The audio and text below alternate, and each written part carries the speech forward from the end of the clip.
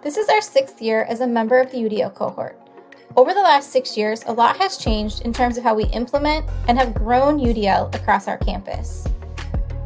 Over the past few years, some of the things that we found really successful in implementing and growing UDL on our campus have included holding UDL PLCs. This was a chance for us to share information that we had learned in the cohort, but it was also a way for teachers to share really great strategies that they found successful in their own classrooms.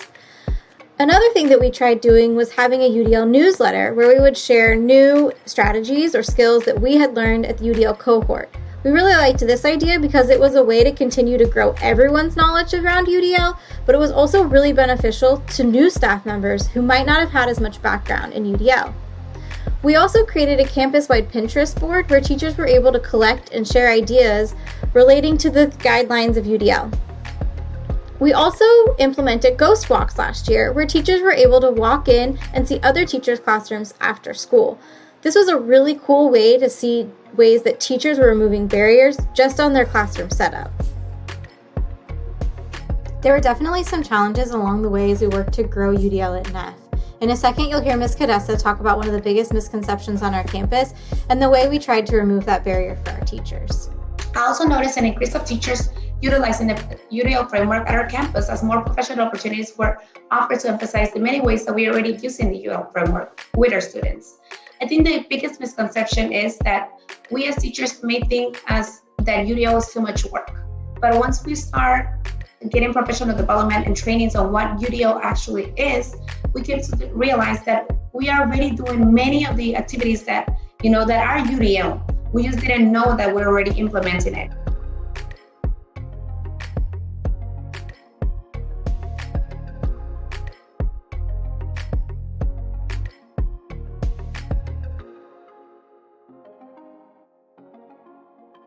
After deciding to focus only on the access row, we knew that we wanted to break it down even more and hold PLCs for each of the different areas. The first area that we focused on was providing options for recruiting interest. Through our ghost walks and our observations, we've been able to really encourage our teachers and see what amazing things they're already doing. So one piece we've noticed that our early childhood center is really excelling in is engagement. Our teachers are very creative. That's something they've always been doing. They have been getting creative. And specifically, we've noticed the choices that they're providing have really helped students take ownership of their learning. So in the pictures next to us, we see 3 different ways that choices have been provided to students to take control of their own learning and take ownership and be proud of what they're doing and have a lot more control. In the first picture, we see the teacher has pictures of every student and then a bag. So when a student goes to that work area and they choose, that's what I'm going to learn right now, they put their picture in, so they're not going to go back there until they've done all of the areas. These students are having an opportunity to choose what they're going to learn and when. They're going to get to everything, but they have a little bit more control. I'm in the mood to read, so I'm going to go to the library area. In our next picture, we see the teacher provided different options for writing. All of the writing is really authentic. It's types of writing you would see in the real world, but they get to choose what type of writing they're really interested in the moment. So all of it is purposeful and has a benefit, but they get to choose when and what they're working on and still use the skills that everybody is working on. In our last picture, it's different ways for a student to work on name writing and understanding the letters in their name. And there are lots of options for students to pick from that are really engaging and hands-on for our learners. And they get to enjoy working with the same letters over and over again all year because there's lots of options and things that are hands-on and engaging.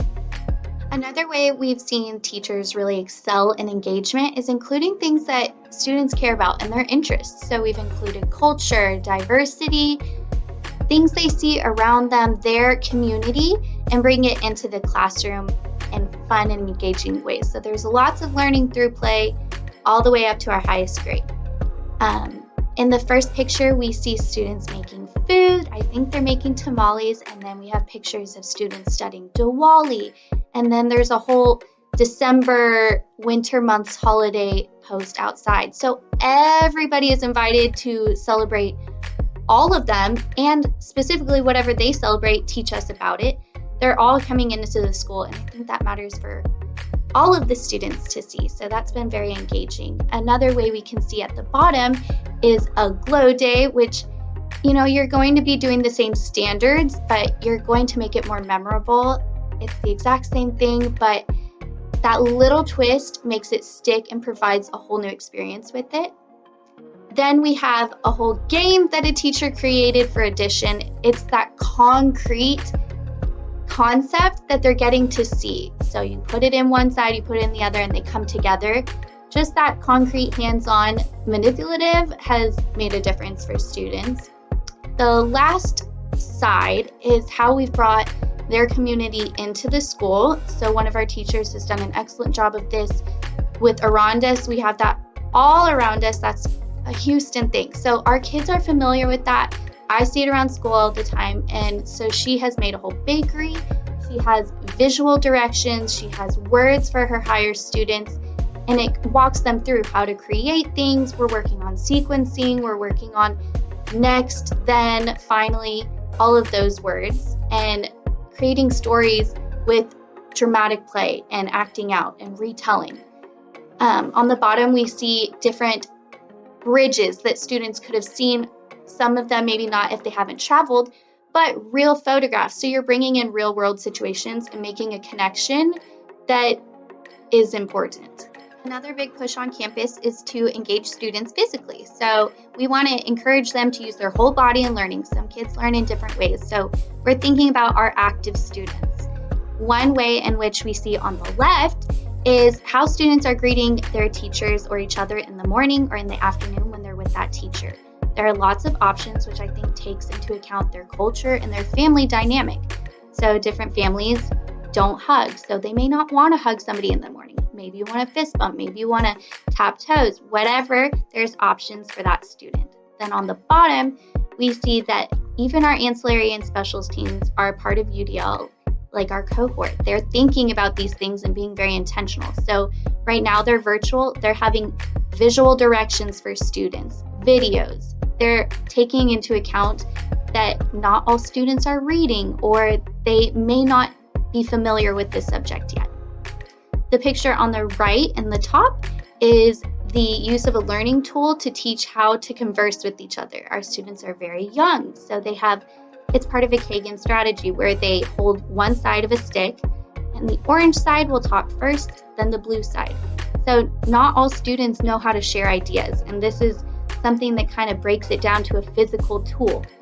The left person talks, then the right person, then the left, and you have to look at your friends. So thinking of barriers and then putting something in there to help our students. A key principle in UDL is acknowledging that not all students are the same. So representing something and showing it in one way is not going to teach all learners or provide equity for them to understand. So we are using representation and perception to present information in multiple ways and acknowledging the differences in students. On the left, we have a picture of an anchor chart, and the teacher is trying to teach students about being a scientist and what that means. So in order to connect to students, they are looking at nonfiction, Thomas Edison, fiction, Ada Twist, and a connection to themselves, our class. So what they did was they looked at what a real person did, encouraging creativity by showing what somebody actually did so that they can see themselves in that person. Then they looked at Ada Twist, the fictional character, and they studied the actions of that character. Then they looked at the class and what they do and how they all relate to each other to be like scientists. They included vocabulary, pictures, and words for students to study and learn from. They also, on the top right, were using tangible items to represent the different shapes. They're moving them around when they're learning graphing. It's not just pictures and checks and surveys. They're doing something hands-on for those students that need a little bit more of a concrete example of graphing. Then we also, on the bottom, have a teacher that has a workstation and they have directions in several different ways. They have them numbered, first, second, third, and so on. Then they have the words for students that are reading, and then they have picture evidence of somebody actually doing it.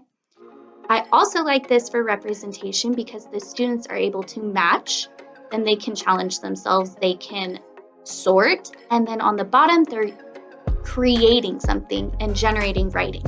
Left here, we see our teachers acknowledging all types of learning and barriers in life. So here's a life skill, students not knowing the difference between a paper towel and a tissue. We want to take care of them in all ways. So there are pictures to help students that may not have a background with that specific thing. On the bottom left, we have our dance teacher, and she is teaching kids all about counting, number patterns, various types of motor patterns using math with dance. Then on the top, we have a different selection of books. It puts students in control of the books they're reading, practicing. It also has a lot more variety, so students can see different cultures, different subjects, and gather a lot more nonfiction. On the right here, we see students manipulating a number line. So they can physically move numbers, they're writing about it, they're recording. So there's a lot of key points here with writing, tangible kinesthetic movement, and different things being used to help with that math skill of the number lines.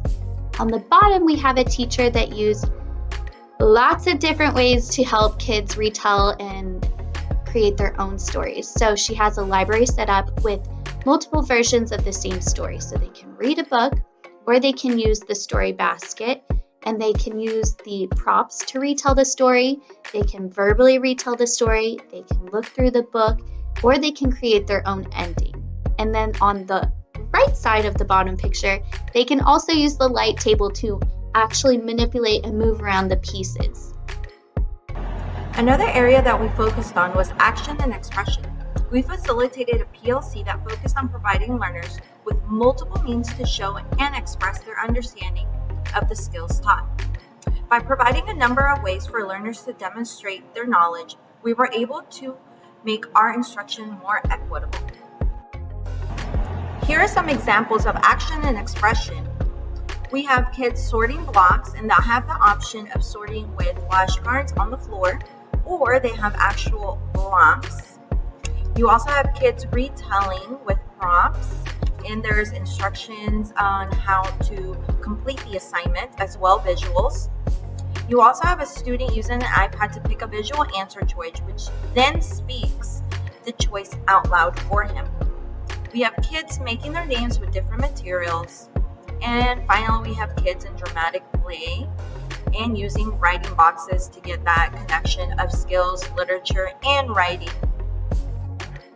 This year, the UDL team decided that the next step in our UDL journey as a campus should be to focus on intentionally lesson planning using the UDL guidelines. We planned and conducted grade level PLCs once a month to reach our campus WIG, which is to increase the number of teachers intentionally using the UDL framework to plan for instruction and to guide student progress. So we started off slowly by gathering input from the teachers to create a lesson plan template to capture the barriers and supports efficiently. After we decided on a template, each member of the UDL team led a PLC with their grade level to practice planning for the barriers and supports for the weekly lesson plan. UDL team members also served as a support for their grade levels and assisted in any way possible. In the next few clips, you will see teachers working as a team during their grade level PLC to brainstorm possible barriers and the supports to overcome the barriers. Do you have any reasons why a student would not be able to describe, relate, or categorize, or would need an extension beyond that? Well, a lot of it is exposure. They don't know. They don't know what insects are. They don't have the experience. Also, they don't know what is a question. I mean, they don't know, because when they said, I have a question, they tell me, I said, oh, you have a question? Okay, tell me your question. They just give me a statement. They don't know the difference between a question and a statement. That is, I will tell you, carries on to pre-K4 as well. Don't worry about that one. Yes, those are two great ones. Those are two of mine as well. So a huge one is lack of exposure. Yes, second one was Miss Roberts. So I'm just... Yeah, go for it. Anybody else have any barriers for describing, relating, or categorizing? My pretty simple one for a barrier would be, I'll come to you, Ms. Suarez, would be just that they don't know how to sort yet. So if they can't visually sort, it's going to be really difficult to categorize things, which are more concepts than visual and tangible. Ms. Suarez? Yes, I just need to mention this also, that a barrier will be when the students, they don't talk because maybe they are shy or they have a speech delay. Yeah, I love that. That's a really good one. Yeah, then you're cutting off a whole way of learning when you can't communicate with someone. I like that one. Yes, at the beginning of the animal thing, because we will talk about different animals for 4 weeks, I introduced the team with to review the vocabulary. And for this activity, I usually use like Ms. Juarez, use the PowerPoint with a real picture. I don't use a clip art, I use the real picture. And I collect during the last year, I use a lot of toys and puppets. And when I start to work with the vocabulary, I try to work on the description of the principal animals that we will talk about, how they look like, the sizes, the color of the skin. So this is very helpful for the student because I usually end the lesson on Fridays with a real video about how the animals live on their own environment. And when they watch the video on Friday, they know what they are watching. They know what animals are involved on the video. So this is the way that I work. I love that. See, y'all have just good ideas. Now I'm like, okay, how can I use every single one? Y'all are really helpful. Yeah, I totally agree. I personally do use real photos, just so because I feel like they see so many cartoons and so many books are just animal books that are illustrated, but really showing them that it's a real thing, since they may not have seen it before, showing them it's not a monster or a dragon, it's something we see. I like that. And using toys, manipulative puppets. I've been using the UDL framework for the past 5 years, and I've noticed that a tremendous impact in my students' academic progress and their engagement throughout my lessons. Before using UDL, the UDL framework to plan my lessons, only about 2/3 of my students seemed engaged and were actually participating and learning the objective. As I began to plan my lessons using the UDL framework, my students were engaged, participated more, and they were also I'm also able to accommodate to all my students, all my type of learners, my visuals, my kinesthetics, my auditory learners. My students are also able to provide me their feedback. I can check for understandings using maybe manipulatives. We can write a writing response. They can use their technology devices to record themselves and show me what they have learned. There are different multiple ways that I offer them for them to show me what they have learned throughout our lesson. Through the implementation of UDL on our campus, we've seen growth in all of our students, especially in their engagement. This year, we've worked really hard as a campus to intentionally plan for and remove barriers that our students might face in their instruction, as well as continuing our work from last year in making sure that all of our students are able to access their learning and the instruction that is taking place at our school.